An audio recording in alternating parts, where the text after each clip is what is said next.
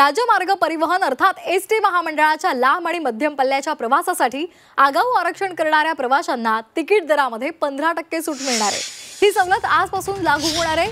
150 किलोमीटरपेक्षा जास्त अंतराचा प्रवास करणाऱ्या आणि सवलतधारक प्रवासी वगळून इतर प्रवाशांना ही सूट दिली जाणार आहे।